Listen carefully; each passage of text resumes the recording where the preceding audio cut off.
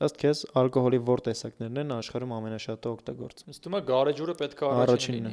Գինին կարա լինի թոփինգում, բայց երկրորդը չեմ կարծում։ Երկրորդն է։ Օղին կա։ Օղին չկա, հատուկա մեզ ռուսներին տենց, բայց աշխարհում տարածված չի։ Ռուսները մենակ հերիք չեն, օղու։ Բնակչությամբ չէ, բայց ովքեր են հերիք որ ցուցանիշ բարձրացնեն։ Չինացիները։ Չինացիները ունեն